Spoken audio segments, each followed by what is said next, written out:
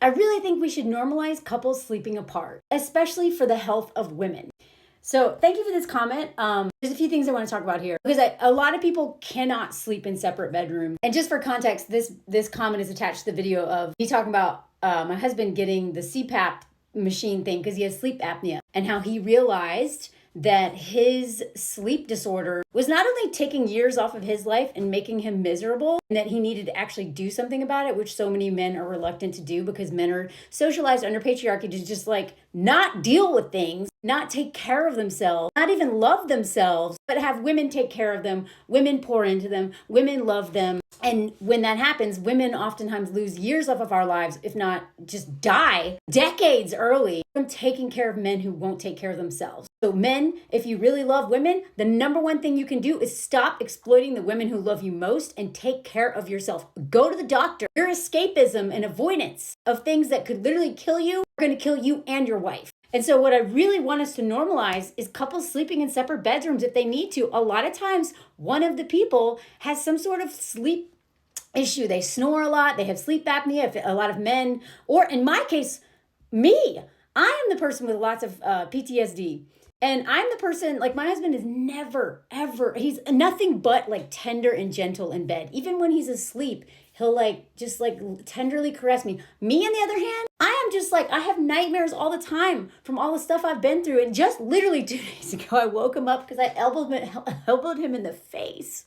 Like I actually put a pillow between us so that I won't hurt him at night. But usually it's men doing this, especially if they have a military background or have, just had a lot of violence in their life. They have not dealt with that. It is oftentimes safer to put a pillow between you, sleep in separate rooms, especially if they're snoring or whatever. I also want to acknowledge that a lot of people cannot sleep in separate rooms. We live in an apartment in a city. It's a 1-bedroom apartment. I have this office, which I guess could be converted into a bedroom, but then I couldn't work from here because the bed would literally take up the whole space. There would be like no room for my desk or anything. And since I work from home, this room is really important for me to make an income. But a lot of people don't even have an extra room. They don't even have an extra anything. They have to learn how to sleep together. And for those people, it's even more critical that the partner who has trouble sleeping or makes the other person miserable needs to deal with it. And most of the time, it is men. It's not always men. A lot of times, women have sleep apnea and problems too. But unlike men, women aren't as stubborn about going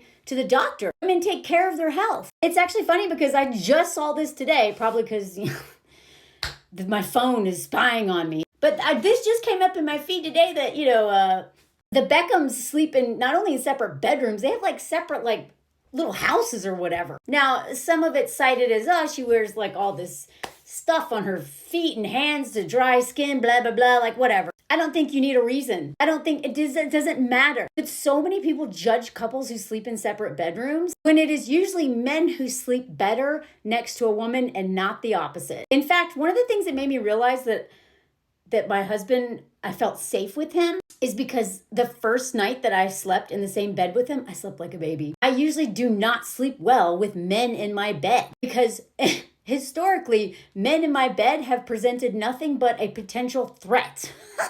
Whereas right out of the gate, I have always felt safe with Anthony. That ended up being a really good litmus test for me, is that I slept so easily next to this man. My whole body could relax. The problem is that in the last couple years, his sleep apnea has gotten crazy. Now, his snoring, his waking, I'm like, oh my God, is he dead? Like I literally would like listen to it, like put my fingers on his neck or, but like feel for a pulse because the man's sleep was so disturbing because of the breathing stuff.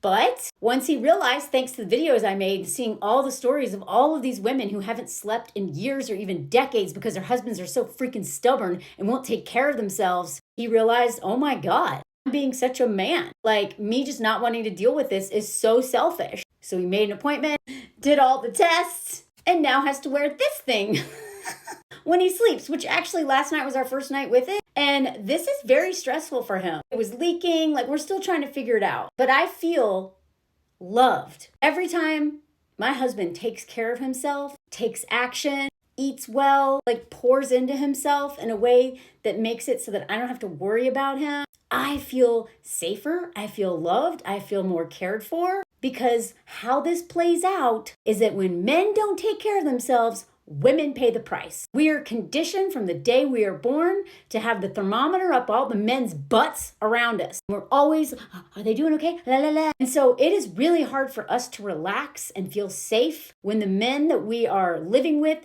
sleeping with, sharing a life with are self-destructing, are not taking care of themselves, are being reckless, or any of those things, because everything they do always impacts us. And that's one reason why I take such good care of myself, why I'm spending a fortune on EMDR, IFS therapy, I go to group therapy, I go a women's group, I do all this stuff, I ride my bike all the time, I eat healthy, I don't drink, I don't smoke, I do all these things. Most of that is for me. But now that I'm linked to another person, part of the social contract is that we take care of ourselves so that we can also show up for each other. And so many men do not see marriage that way. They want to do what they want to do, when they want to do it, how they want to do it, and don't care about the impact it has on their wives or their children. And then they wonder why their wife dies early and why their adult children don't want to talk to them.